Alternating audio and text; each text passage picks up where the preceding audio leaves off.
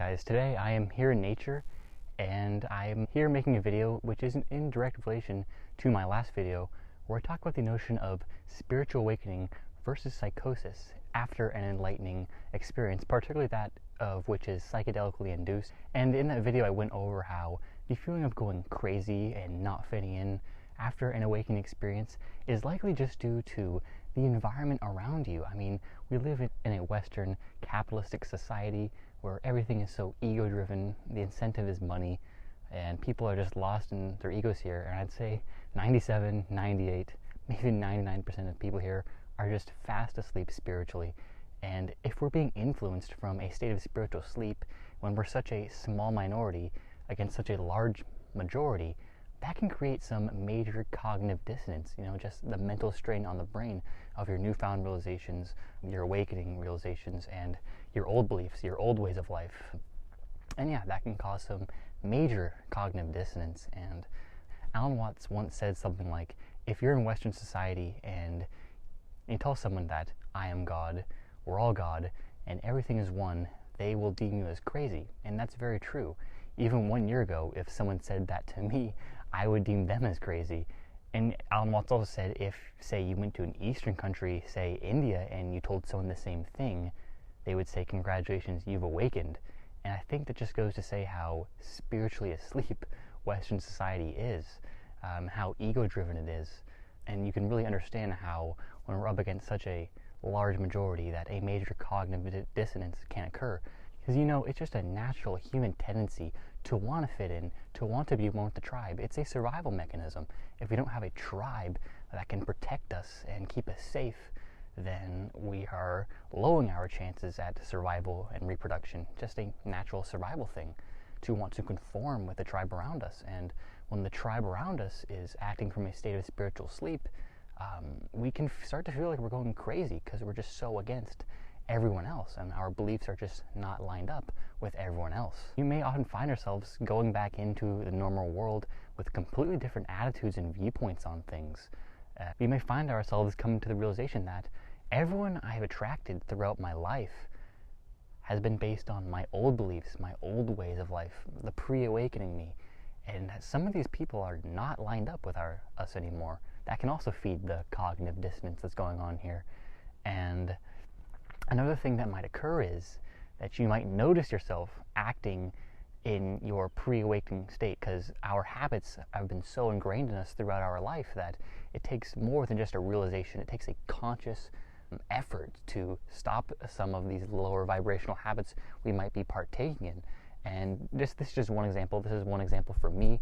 This example of a lower vibrational habit for me was gossip.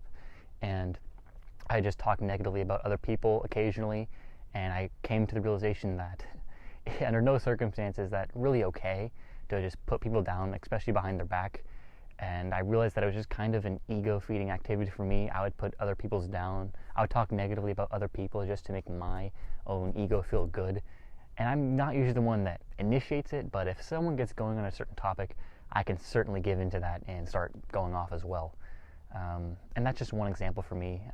There's certainly other lower vibrational habits that I continue to do, and I'm sure you continue to do so as well after your awakening. And it just takes a conscious effort to break free of that. And that's also kind of what feeds the cognitive dissonance as well. Because, we hold two contradictory beliefs: our pre-awakening or pre-psychedelic experience beliefs, and our post-awakening and our post-psychedelic beliefs. And we just find ourselves surrounded by people not in line with our new beliefs, and we find ourselves partaking in activities that are not aligned with our beliefs. So that just makes us question it all and think, am I going crazy? And just, what's going on here? Because I don't seem to be acting the way that I want to act. So what's going on here? I'm feeling a little crazy. And now I understand why so many people, after an awakening experience, flee to the East.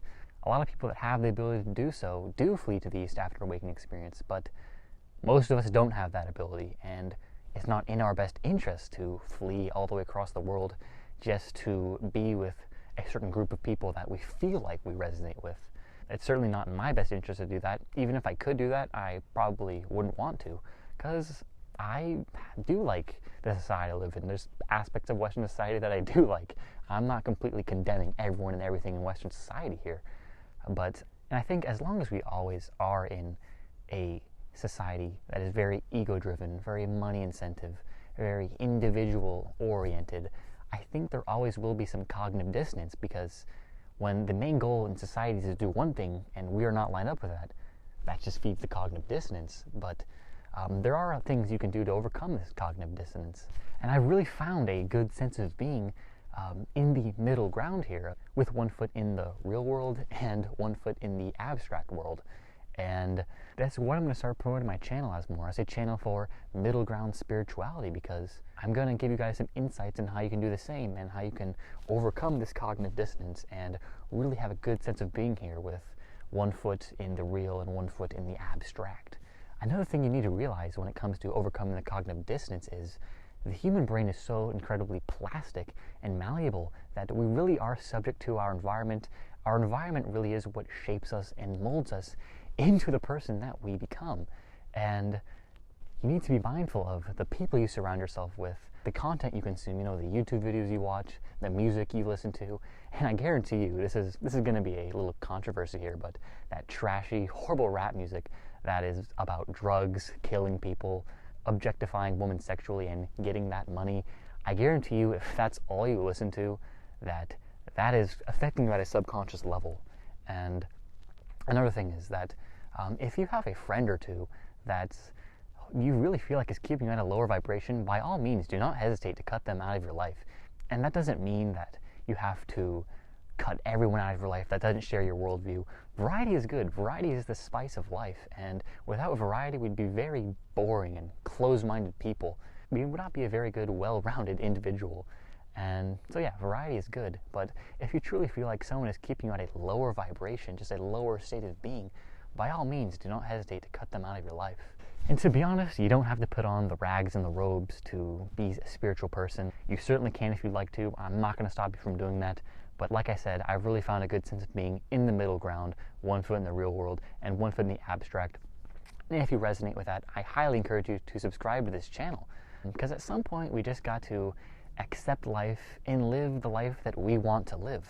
If we want to become deeper spiritually, we really don't have to dive deep into the world of crystals and chakras, go vegan, go celibate, put on the rags and the robes. You really don't have to do all that to be a spiritual person. You certainly can do that if you like to. I am absolutely not stopping you from doing that. And I'm not ruling out the possibility that I myself might never do that.